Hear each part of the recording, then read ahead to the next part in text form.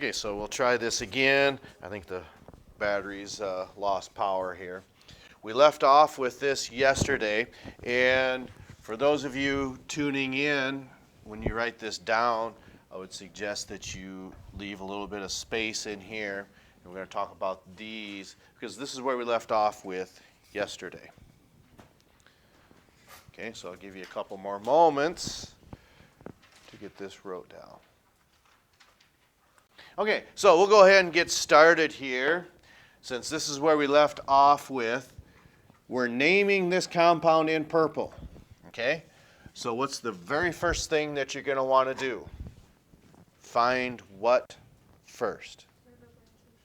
Okay, the longest continuous chain, which we call the parent chain. So in this case, what is maybe up and over and up, or maybe straight across? What is our longest numbers here? Okay, so one of the things that we see, so 1, 2, 3, 4, 5, 6. We could go 1, 2, 3, 4, 5, 6. That's still the number 6. 1, 2, 3, 4, 5. So we can go straight like this or up and over. So what is the name of a saturated, single bonded carbon atoms that are bonded together? What is the name of that compound? There's a prefix that comes first. What means 6? Okay? Because we're going to tie all this together, because look at all these carbon compounds. They have how many? Okay? So then, if it is single bonded, our organic family is an alkane. So that means your suffix is going to end with what 3 letters? Okay, A-N-E. Now, if we just go this direction, is there anything branching off of that hexane? Yeah, that's what the X's are illustrating. So what you have to decide, are we going to go left to right or right to left? So pick a direction to start with. Okay? So if we go left to right, those X's are showing you where those derivatives are located, which are on which carbons? So we're saying this term derivative. What does that mean to you? What is a derivative? We've talked about 2 of them. There's one up here. What's a derivative?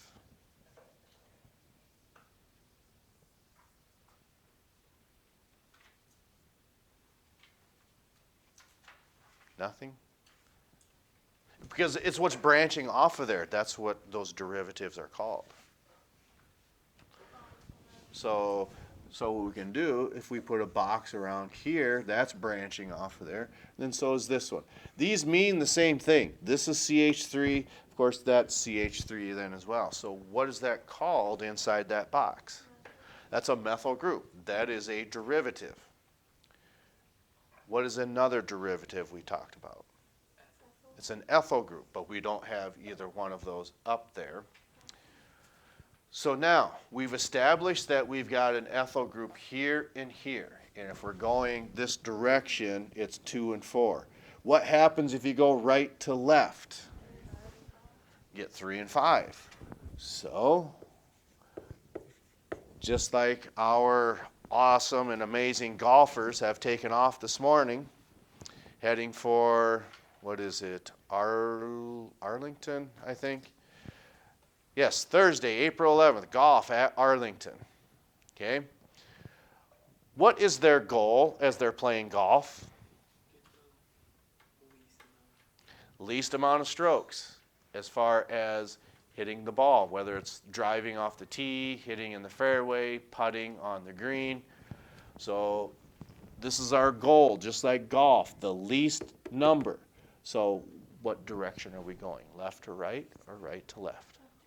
Okay, so once we've established that, we can get rid of this because that is not the direction we're going. Okay, So now we need to be a little more precise. And you can, once you get better, you can probably start all the way over here. Tell you what I mean. Because these are what type of derivatives? Okay. All right. And where are they located? And what does it mean? Because I think one of the gentlemen up here had asked that question yesterday. Well, what happens if there's another one on here? If you have 3 derivatives, then it's trimethyl. But if it's only 2 methyl groups, what is that referred to as? Okay. So once we have this written, we can always reverse engineer this, which means this is our organic family, known as an alkane. So then when we see that this is an alkane, what does that tell you about the bonding in between each and every carbon atom? They're single bonded, okay? So, and it's saturated. So here's your organic family. What is that telling you? 6 carbons. There they are, all lined up here, okay? What is this telling you? There is a 1 carbon derivative. That's what you meant, and we're just perceiving what you're saying. A 1 carbon derivative, there's 1, and there's 1. So then, what does di mean? That there's 2 of them. So then, this must be what then? Yeah, exactly, where they're located. So anybody translating this information would say, whether they start here or on this side, okay, there's something happening on our 2nd and 4th carbons. This means 2 of them. This means what the derivative actually is. This is how many carbons we have in the parent chain, and then this is our organic family.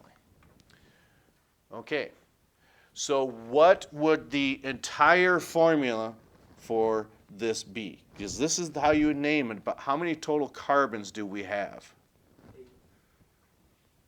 Okay. And then how many total hydrogens would we have? Okay. Which means I've goofed already. So I want to take, yeah, I goofed. I meant to make that only 8 carbons. Okay.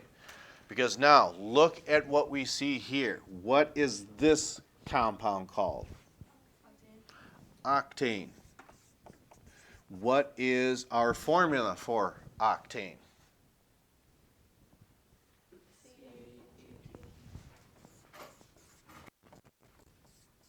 Okay.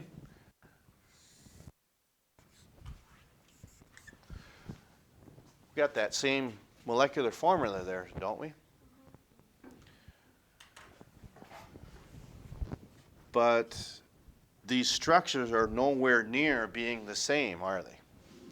So what does that mean when you have an identical molecular formula, but the structure is different?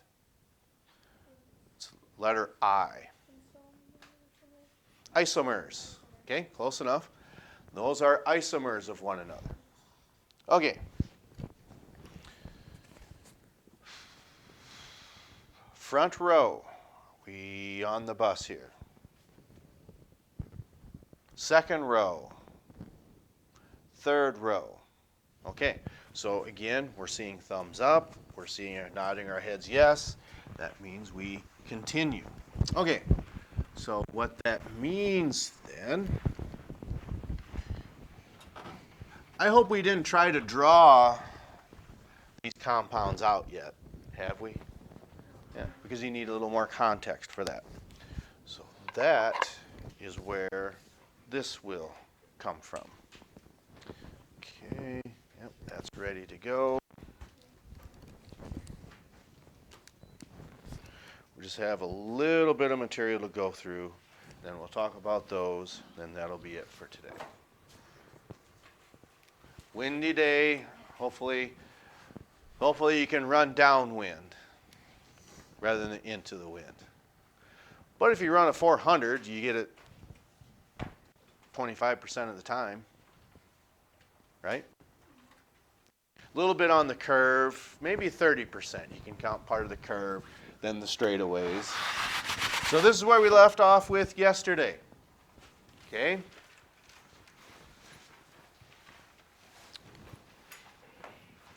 At least I believe we have this content, because I remember talking about multiple bonds. We don't have it written Yeah, I down was yet. gonna say, I don't have it.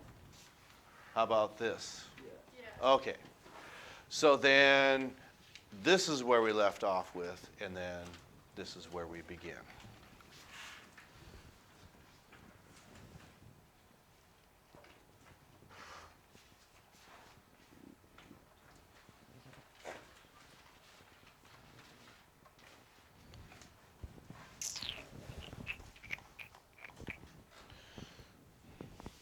Just trying to maybe make a little inspirational, well, not speech, but phrase for people to run fast. What is it in Toy Story 2? What does Woody tell his horse Bullseye? Run like what? Run like the wind, Bullseye. Okay, so hopefully that's what our runners are doing, because I'm sure it's windy enough down there. So run like the wind, Bullseye.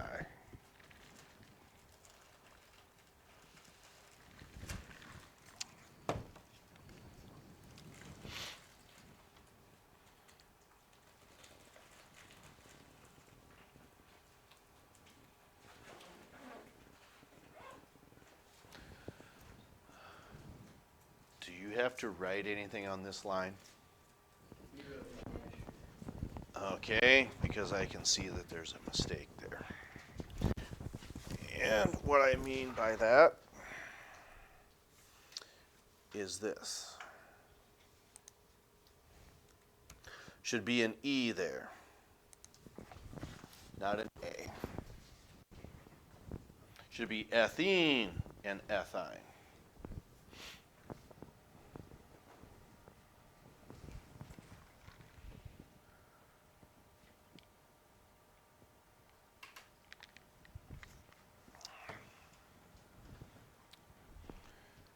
Okay.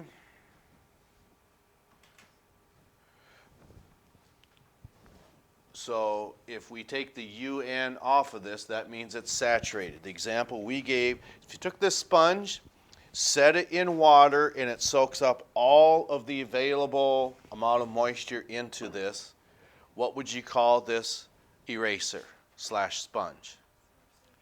Totally saturated. It can't hold any more water. Okay? So those two prior examples we talked about, octane and 2,4 dimethyl hexane, those are totally saturated. There's no other place for anything to bond on there because everything is single bonded. That's not the case when it comes to unsaturated hydrocarbons. That means, what can you tell me about these two? We hope there's two things you can tell me about these. This and this. There's a double bond, and one has a triple bond. That's right. There's a double bond and there's a triple bond. But which one's which? Double is E. This is a double bond. This is, Triple. okay? So that's what keeps them separate, but what do they have in common? They're both based off of Yeah, so how many carbons do they have? 2. Just two. That's right. So the similarity is there's two carbons in each of these compounds, but that's where the similarity ends because the suffix, one's YNE and one is ENE. Okay? So then this is your double bond, and then this is your triple bond. All right? So where does that put us? Okay. We're going to go, when we come back on Monday, we'll finish talking about that benzene, but we just introduce it here so we can actually see what it is.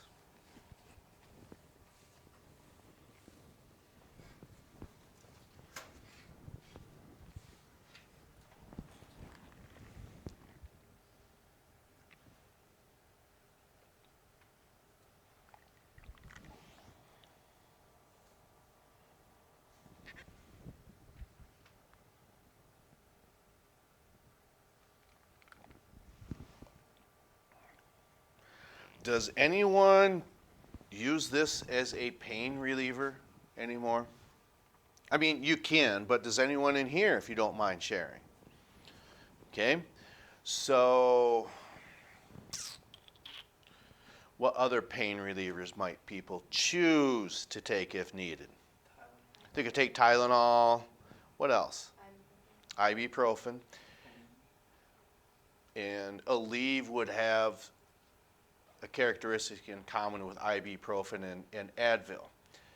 I could be mistaken with this, but I think if you have body pains from, if it's in your neck and up in your cranial or headache, Tylenol is the way to go. If it is your shoulders and below, or your neck and your shoulders and below, besides aspirin and not Tylenol, what might you choose to take? Yeah, ibuprofen, your Advil, and some, what was the other one? Did someone say Aleve? Aleve, okay. A lot of those discoveries, this is the oldest pain reliever that probably ever hit the market. It's been around for years. So if someone wants to save money, rather than taking Tylenol, do we know what a generic form of a medication? It's you could say it's the exact same thing as Tylenol.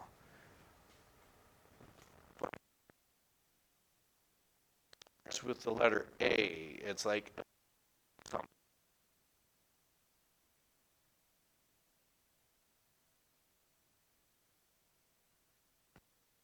maybe some days after in the afternoon, we reach in here and it just says pain relief. Acetaminophen. Has anyone ever heard of acetaminophen? Okay. That is the primary ingredient in Tylenol. So if it does the same job as Tylenol, why do people take acetaminophen instead? Well, there's one reason we said. It's cheaper. So then why take Tylenol then? Yeah, exactly. It is definitely more popular. Okay. So when we talk about this aspirin, it's not that it has a benzene ring in it. It looks like it's an aromatic compound. Aromatics, look at what it says. What is an aroma? If we take the TIC off, what is an aroma? Something that smells good. Okay? So the majority of aromatics give off pleasant odors, like wintergreen. There's a fairly reliable activity that we do. You take two totally different compounds. You put the two together with a catalyst, causes a chemical reaction to take place, and it smells nothing like the original ingredients. It gives off a fragrance like wintergreen, and it's very easy to make that fragrance. Okay. So the last thing we're going to do is we write down, what is our formula for benzene? What does it say? C6H6. Okay. Should we have time, we'll come back to this. Okay. Because where are we at right now? 19 minutes. Okay. So we just said, what is our formula for benzene? So that's this guy right here. So notice from earlier knowledge, we said these all have 6 carbons together. Okay? So pick one, not this one, but pick one of these other 3. Okay? So we've got 6 carbons in a row.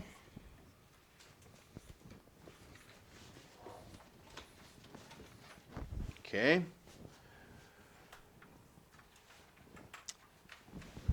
Are all of these going to be single bonded according to this formula only? Maybe. We don't know. Okay? So one of the things we could start doing is we know that how many bonds does each carbon want to have between each other and with other elements? Why is 4 correct? What column is it in? It's in the 4th column. So that tells you the valence number that it wants to form 4 bonds. So we can do this. Now all these carbons are bonded together. So let's go ahead and start putting some of our hydrogens on here. So this wants 4 bonds. It's got 1, 2, 3, 4. This one's bonded to here. And to that one, there's 2. How many more bonds does that carbon want? What about this carbon? This one? Okay, now maybe we better take a look at this and just say we can only have 10 hydrogens. So 1, 2, 3, 4. There's 1 above and below. So how many hydrogens do we have so far? 1, 2, 3, 4, 5, 6, 7, 8. Then count this one. We only have room for 1 more. Okay? So should we put this here? Maybe. But what's the problem with that? It doesn't have 4 bonds to it. Okay? This formula is correct. Okay? So we're a little short here. So we'll give you a little bit of a clue. What is the prefix for this carbon compound? Okay? And our clue would be this. What is that going to tell you? So 3 meaning a triple bond. All right? So, can we put a triple bond here? No, we can't. You're exactly right. Why can't we do that? It's got more than 4 bonds. Okay? So we better take them out. Yes. Yes. And then, well, if we can't do it there, not there, not there, not there. So maybe let's take this hydrogen off of here. Let's maybe try a triple bond there. Okay, we've got our 6 carbons, we've got our 9 hydrogens, but which carbon is 1 short? Why are you right? Because this carbon has how many bonds on it? It's got its 4. Okay? There's 1, 2, 3, and here's one more making 4. But this carbon only has these 3 bonds. So it needs 1 more. Where's it going to get that from? Our last one. There is our 10th hydrogen. Okay?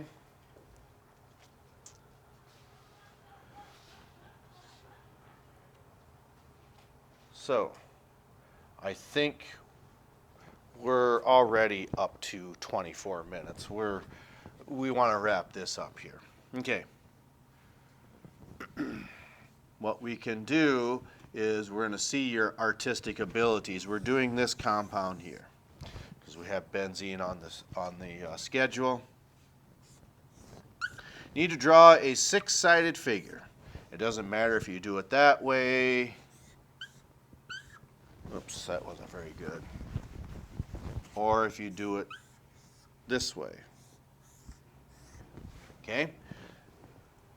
We want you to draw a hexagon. Okay? So each point where these lines intersect is a carbon atom.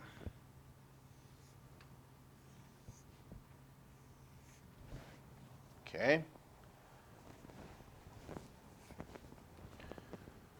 And then the last thing that we see is how many hydrogens are on this aromatic structure known as benzene? So 1, 2, 3, 4, 5, 6. We're all out of everything. But when we ran short here, what did we have to do? Possibly. That we could do that, but that's what we did here. But here we're just going to do a double bond. So we'll talk more about this on Monday. Now each and every one of those carbon atoms has 4 bonds to it. Okay? And this is a structure known as benzene. Okay? I know we have more time, but we're already up to 26 minutes and 20 seconds. We wanted to cover a little bit of content and introduce benzene. We've accomplished that. So we'll pick up with this again on Monday.